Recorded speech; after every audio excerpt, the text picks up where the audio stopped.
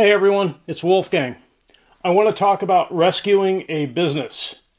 This is for anyone who is a business consultant, or if you know someone who has a business that needs help and you're trying to help them. I lay out some ideas here how you can go about helping a business that is struggling. And most small businesses are struggling. And we'll go through this. And by the way, I couldn't fit everything on the board, so I'm going to be referring to my notes a couple times as we go through this. So the first thing to do when you start working with the owner of the business is ask them to list the biggest problems they have currently, and then work with the owner to rank them in terms of priority, the importance they need to be resolved. You and the owner should then make a plan, a timeline to fix the highest priority problems, and then work further down the list.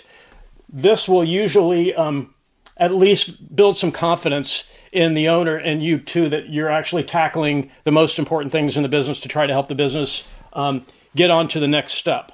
So the next thing to do after you've developed this timeline and you're working on those is to ask the owner if they have a bookkeeper. And quite often the answer will be no, I do the books myself, or I have an Excel spreadsheet that I enter stuff on periodically. Maybe they even have a QuickBooks account. Even if it's QuickBooks Desktop, they might have a written ledger. They might be using Excel, but it's not that uncommon if once you ask this question to be told we do not have a bookkeeper for the business. And that's a problem because getting a business loan and paying taxes is a lot easier if you have professional bookkeeping, keeping everything keeping everything organized in the business.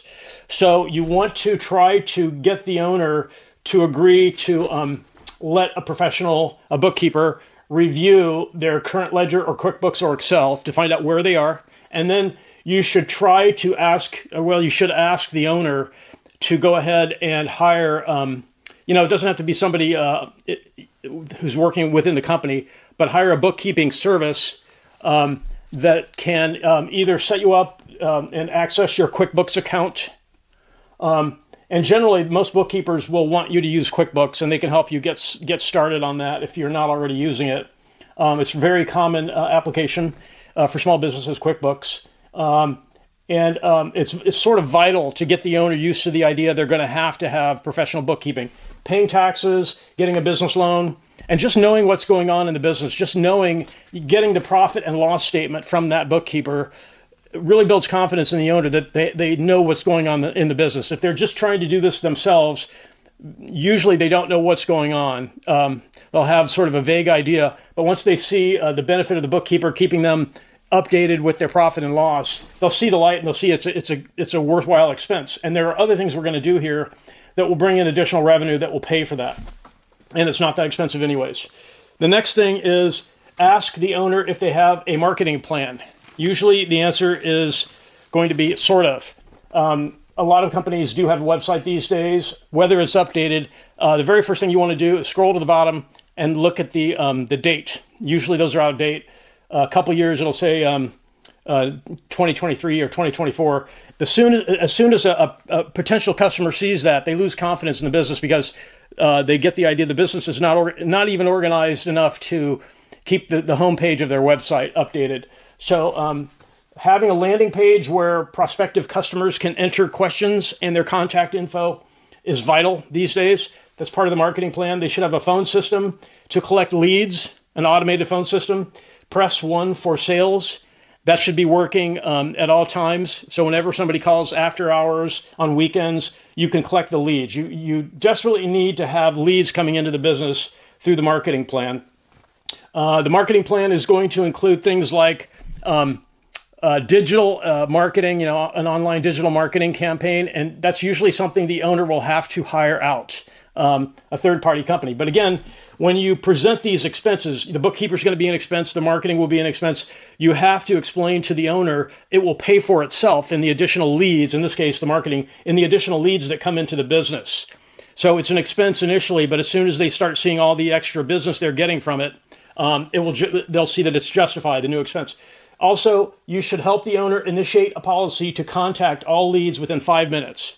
Why? Because Customers, when they call or when they contact and they cannot get directly through to a live person, they immediately go on to a competitor who might answer the phone or who might respond to them more quickly.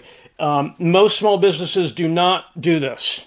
So this is a real competitive advantage. If you can initiate a policy to contact all leads in 5 minutes, that business is doing something most small businesses do not do. And so instead of those people, contacting you through your phone system and they don't get a live person, or through the website and nobody responds to them quickly enough, to stop them from continuing to shop, because that's what people do. When they need a service or a product, if they can't get through to one, they're going to find somebody else online that does the same thing, and they'll contact them. And as soon as they find somebody who will communicate with them, boom, they're done shopping. They're probably going to go with that vendor. So you want to respond to leads within 5 minutes.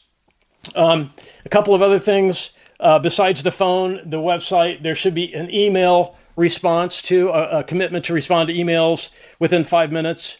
And then if the owner is fielding calls, or if they have somebody in the company taking calls, here are some questions that might be asked of the people who call into the business. Did you see one of our ads online or in print media, or maybe TV if you're running TV ads? Did you search online and find our website? These are questions you should be asking anyone who contacts the business. What's your callback number? And then what's your name? First name is okay only if you have email or phone contact information. You can get their last name later. And then this is kind of critical. How soon do you need our product and service? Bam, right away that's going to tell you how urgent their issue is, the prospective customer's issue is. If it's urgent, that's a huge opportunity to convert that lead to a sale. So again, initiate a policy to contact all leads within 5 minutes. Next thing you want to do with the owner of the business, check their outbound sales. Do they have somebody making outbound sales calls for them? And again, this is an expense if they hire somebody to do this, but you can tell the owner the salesperson will pay for themselves, and then work through the numbers. Show them that with just a couple of sales or some small number of sales, the expense of having the salesperson goes to zero, and then it starts being profitable. If they have a salesperson doing outbound marketing, outbound sales for them. Okay, the next thing, hiring and retention plan for employees. A lot of small businesses are so disorganized they can't even think about hiring, right? But once you start doing some of this, bookkeeper, fixing their biggest problems, getting a marketing plan and lots of leads coming in, doing outbound sales, they will start needing to hire people. So hiring and retention plan, I cover that in my video, What Your Business Needs. That was from a couple days ago, I think, a few days ago, January 20th, What Your Business Needs. What Your Business Needs. That's on my channel from January 20th. I go into the details of how to hire and how to create a retention plan for employees, and I explain how to align employees with the business. Aligning an employee with the business aligns what that employee wants with what the business needs, and then the employee is, you get the employee to be held to account for the things that they've told you that they need and they want, and you tell them, if we can hold you accountable to helping the business be successful by doing a great job, we will reward you with those things. We're going to align what you want with the success of the business, in other words. But see this video on my channel, What Your Business Needs. I go into some detail there. Okay, so if you're in sort of a temporary situation where you know someone who needed your help and you can't really linger with them, you need to just try to give them a few hours of your time. And then what you can do, if you can't stay, is mention that there are some low-cost business organizations that will help. SCORE is one option. SCORE. I don't remember what that stands for, but that's a low fee or a no fee business group that helps small businesses. And these are all over the country. Jimmy Carter, the president, his business was saved by SCORE. His business was in trouble, and SCORE came in, and they usually don't charge anything. They're volunteers. They're people from industry who volunteer their time to give back. They've done well and they give back. So if you cannot stay around, you can mention SCORE, and there are other groups like that. If you cannot stick around and help them, ideally you want to sort of make some small commitment to them to have follow-up reviews. You can ask the business owner to hold them to account, to be their accountability person, a friendly accountability person, not somebody who's going to, if they can't make things work, then there's no penalty. But the idea is you're going to be sort of their wingman to help them stay accountable to the things like working through the priority list, the bookkeeper, the marketing plan, the outbound sales. Ideally, you can stay a little while and make that happen. So another thing is to help the owner is to ask them to hire for a business valuation check. And those range in price pretty wildly. They're all over the map in terms of what those can cost. Initially, you just want something that will educate the owner on how to improve the value of his business. Because most owners, they're probably not thinking of selling the business or what it might be worth if they need to get a loan.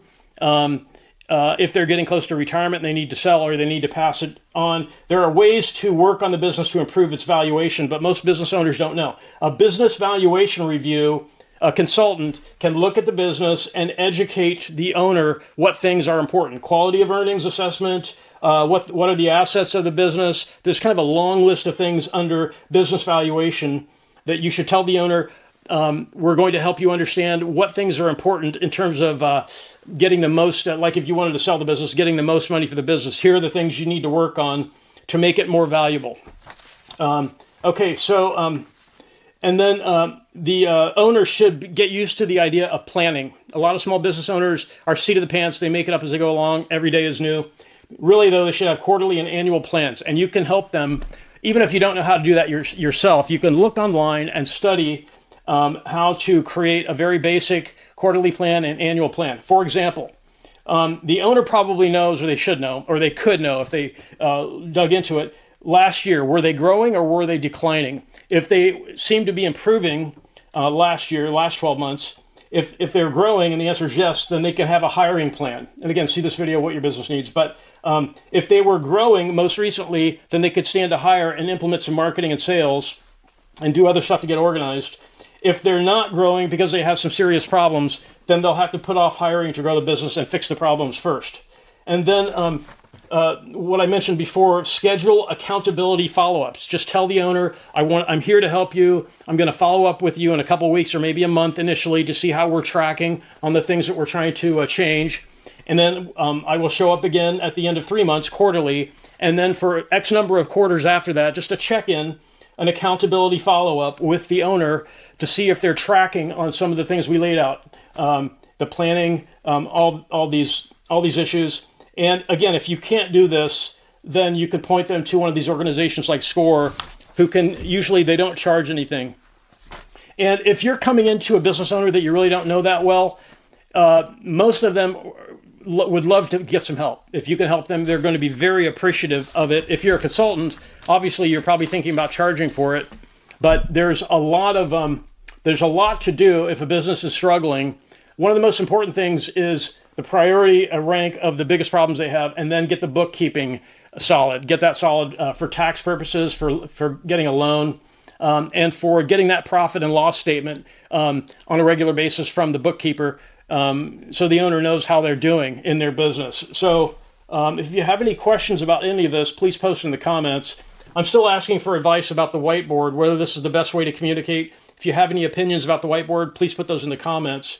If you're trying to help a business owner because a business is struggling, I hope this helped. And I really want to thank everyone for watching, and have a great day.